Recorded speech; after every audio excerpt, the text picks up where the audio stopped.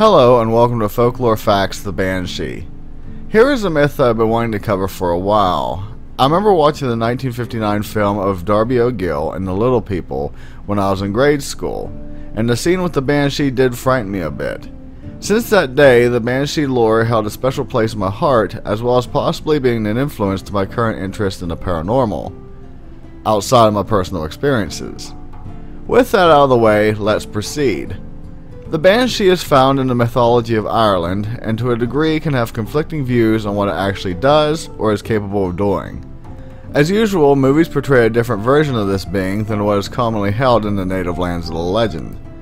Movies like to imagine a ghostly figure flying around, that its cries can cause madness or death, and that in some cases can even physically brutalize its victim.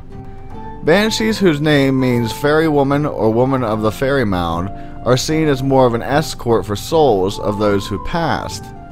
Typically, the Banshee was thought to watch over the families with the names O'Grady, O'Neill, O'Brien, O'Connor, and Kavanagh. With many of the bloodlines mixing in marriage, it is thought that the spirits follow many other surnames.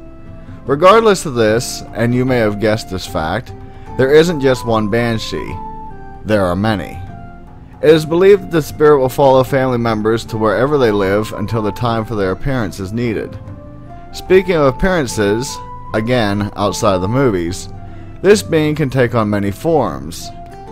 They can appear to be an old woman with long gray hair, all dressed in black, and in another similar form, they can be an old woman with red eyes and a green dress. Some have recorded a pale woman with red hair, all dressed in white. Others see a beautiful woman with or without silver hair, dressed in a silver dress. One of the most disturbing reports claim that she will appear naked from the waist up, carrying a bowl of blood, and not having a head. Outside of the last depiction, many of these forms appear needing help, but in turn relay either vocally or simply with a point that someone in the family's household is about to die.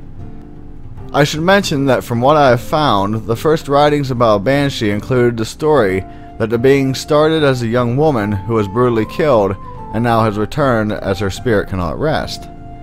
This version portrays it looking like an old woman with long fingernails, rotting pointed teeth, and red eyes filled with hate, which with one look could instantly cause death. Her mouth is permanently in an open position where she utters a scream that is torturous to human beings. I'm not sure when this story morphed into the kind of version many view today, but as with many things, this remains a mystery. Not to make light of it, but in some aspects the traditional Banshee seems to be a better looking Grim Reaper.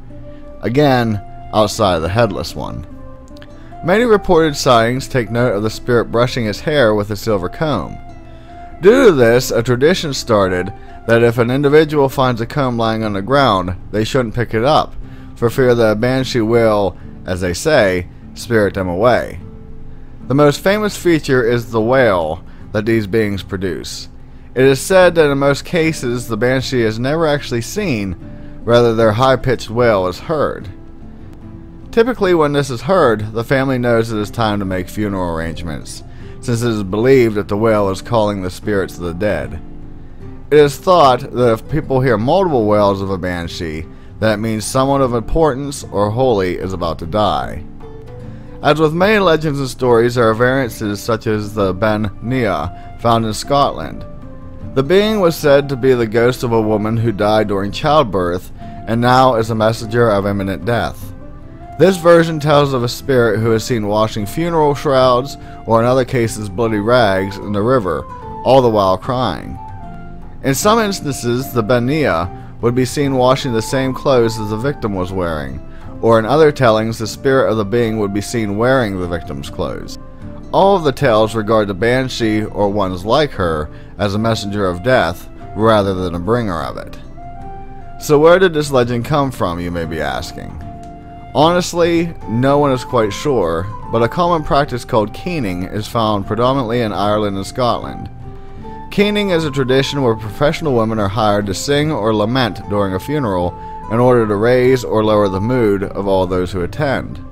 This doesn't really answer the question, as it could be more of a job caused by a legend, since, again, Banshees aren't seen as a bad thing, but rather a being who is transitioning a loved one's spirit into the other world. So, with that, be safe, and I'll see you in the next one. Later.